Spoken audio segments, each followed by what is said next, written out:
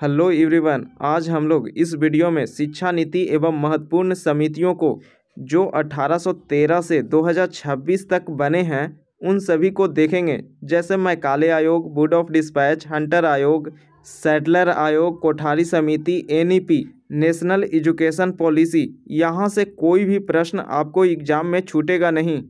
तो इस 10 से 12 मिनट का वीडियो को ध्यान से देखें। साथ ही लास्ट में हम लोग कुछ महत्वपूर्ण एमसीक्यू को लगाएंगे।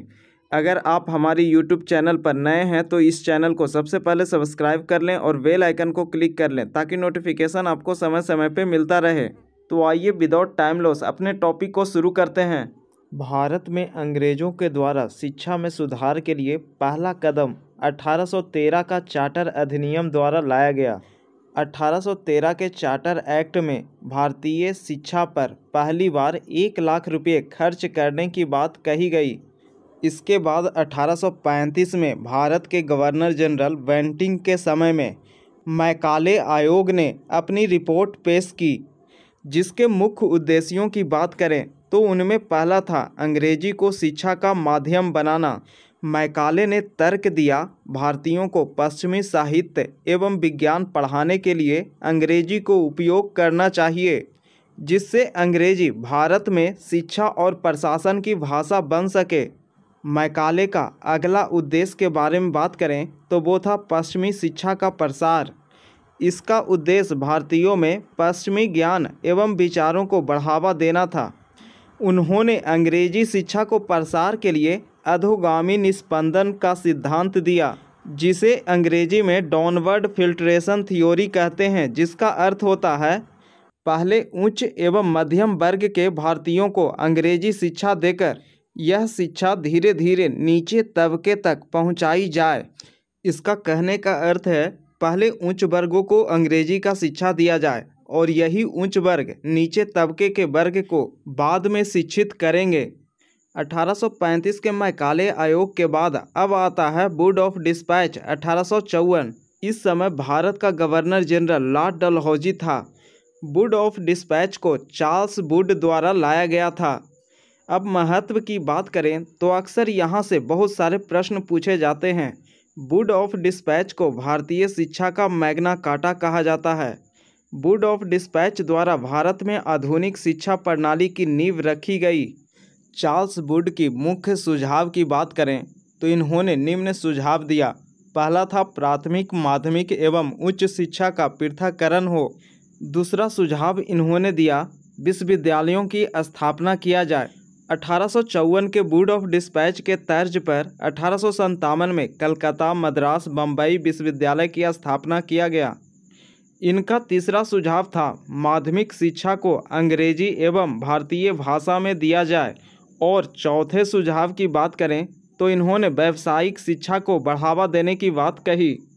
इनके पांचवें सुझाव की बात करें तो इन्होंने महिला शिक्षा के विकास पर जोर देने की बात कही। इन सभी पॉइंट को याद ही रखें, इनसे कई सारे प्रश्न आपके एग्जाम में पूछे जा सकते हैं।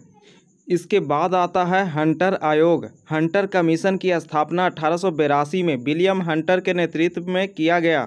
इसका मुख्य उद्देश्य बोर्ड ऑफ डिस्पैच के सिफारिशों की समीक्षा करना था। इन्होंने 4 महत्वपूर्ण सुझाव दिया। पहला था प्राथमिक शिक्षा का विस्तार एवं प्रसार किया जाए। इनका दूसरा सुझाव था स्थानीय निकायों जैसे जिला परिषद, नगर पालिका को शिक्षा की जिम्मेदारी दिया जाए। इन्होंने तीसरा महत्वपूर्ण सुझाव दिया प्राथमिक शिक्षा में मातृभाषा का प्रयोग किया जाए। इनका चौथा सुझाव था शिक्षा में निजी भागीदारी का प्रोत्साहन किया जाए।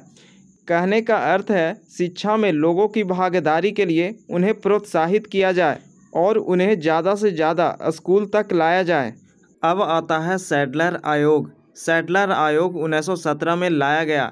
इसने अपनी रिपोर्ट 1919 में पेश की। इसके अध्यक्ष जो थे माइकल सैडलर थे। इसके गठन का मेन कारण जो था कलकत्ता विश्वविद्यालय की समस्याओं का अध्ययन करना था।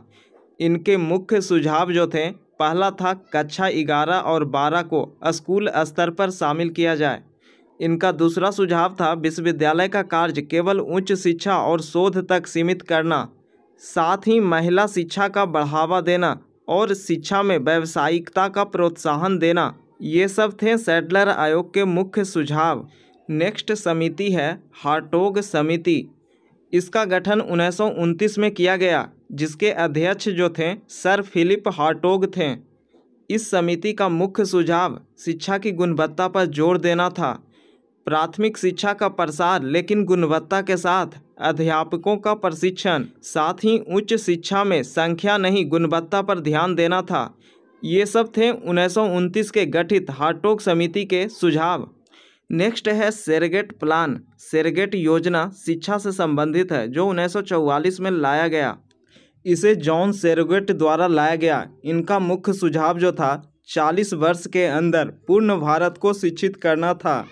इनका अन्य सुझाव था निःशुल्क एवं अनिवार्य प्राथमिक शिक्षा दिया जाए।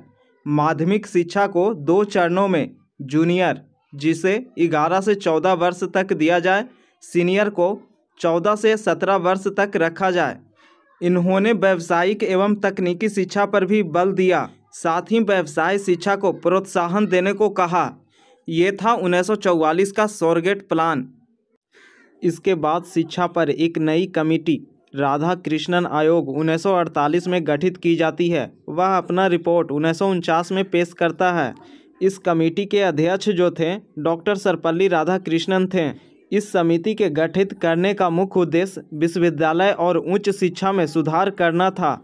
1949 में इस समिति ने अपना रिपोर्ट पेश किया और इसने कुछ मुख्य सुझाव दिए। पहला था विश्वविद्यालयों को राजनीति हस्तक्षेप से दूर रखना चाहिए। शोध एवं अनुसंधान को बढ़ावा देना चाहिए। विश्वविद्यालय स्तर पर स्नातक की डिग्री 3 वर्ष की हो। साथ ही राष्ट्रीय शिक्षा परिषद की स्थापना किया जाए। यहाँ से प्रश्न पूछा जाता है, राधाकृष्णन आयोग कब गठित किया गया और इसका उद्देश्य क्या था। साथ ही यहाँ पर प्रश्न पूछा जाता है, स्वतंत्रता के बाद सर्वप्रथम गठित शिक्षा से संबंधित आयोग कौन था। तो इन सभी को याद रखें। नेक्स्ट है मुदलियार आयोग। इसका गठन 1952 में किया गया। इसने अपनी रिपोर्ट 1953 में पेश की। इसके अध्यक्ष जो थे डॉक्टर ए लक्ष्मण मुदलियार थे। इस समिति के गठित करने का उद्देश्य जो था माध्यमिक शिक्षा में सुधार लाना था। इन्होंने 1953 में अपनी रिपोर्ट पेश की और कुछ मुख्य सुझाव दिए। वे थे माध्यमिक शिक्षा को 7 वर्ष का करना, व्यावसायिक शिक्षा एवं तकनीकी शिक्षा पर बल देना, छात्रों को गाइडेंस एवं काउंसलिंग की व्यवस्था की जानी चाहिए, मातृभाषा में शिक्षा को प्रोत्साहन दिया जाना चाहिए। इसके अलावा उन्होंने कहा छात्रों को रटने के बजाय गतिविधि आधारित शिक्षा देनी चाहिए। नेक्स्ट है कोठारी समिति। इसका गठन 1964 में किया गया। इसने अपनी रिपोर्ट 1966 में पेश किया। इसके अध्यक्ष जो थे डॉक्टर DS कोठारी थे। कोठारी समिति का गठन करने का उद्देश्य जो था संपूर्ण शिक्षा प्रणाली का मूल्यांकन एवं सुधार करना था। इनका मुख्य सुझाव की बात करें तो पहला था समान शिक्षा अवसर। महिला एवं पुरुषों को समान शिक्षा का अवसर मिलना चाहिए। इनका नेक्स्ट सुझाव जो था शिक्षा में राष्ट्र निर्माण एवं समाजवाद को बढ़ावा मिले। इन्होंने शिक्षा प्रणाली में 10+2+3 का प्रस्ताव दिया, जहां 10 का अर्थ है 1 से 10 तक 10th में बोर्ड हो, +2 का अर्थ है 12th में बोर्ड हो और +3 का अर्थ है ग्रेजुएशन 3 साल का हो। इन्होंने सुझाव दिया विज्ञान एवं तकनीकी शिक्षा पर बल दिया जाए। साथ ही इन्होंने सुझाव दिया प्राथमिक शिक्षा को निःशुल्क एवं अनिवार्य किया जाना चाहिए। कोठारी समिति ने भाषा संबंधित कुछ महत्वपूर्ण सिफारिशें दी। इन्होंने त्रिभाषा फार्मूला अपनाने को कहा। हिंदी भाषी राज्यों में एक दक्षिणी भाषा और गैर हिंदी भाषी राज्यों में हिंदी, अंग्रेजी और एक क्षेत्रीय भाषा सिखाई जाए। कोठारी समिति ने क्षेत्रीय भाषा और संस्कृत भाषा को बढ़ावा दिया जाए। नेक्स्ट है बालक एवं बालिकाओं को गणित और विज्ञान की शिक्षा दिया जाए। यह था कोठारी समिति की महत्वपूर्ण सिफारिशें। इसी के आधार पर भारत में नेशनल एजुकेशन पॉलिसी समय समय पर बनाया गया। आइए अब देख लेते हैं कुछ महत्वपूर्ण NEP को। NEP का अर्थ है राष्ट्रीय शिक्षा नीति। NEP को अंग्रेजी में नेशनल एजुकेशन पॉलिसी कहेंगे। भारत में 2025 तक अब तक कुल 3 बार नेशनल एजुकेशन पॉलिसी लाया गया। पहला NEP 1968 में कोठारी समिति के सिफारिश पर लाया गया। दूसरा राष्ट्रीय शिक्षा नीति 1986 में राजीव गांधी के सरकार के समय लाया गया, जिसमें महिला शिक्षा, वयस्क शिक्षा और SC/ST के शिक्षा पर बल दिया गया। 1986 के NEP को 1992 में संशोधित किया गया, जिसमें विकलांग शिक्षा पर जोर दिया गया। इस समय देश के प्रधानमंत्री PV नरसिम्हा राव थे।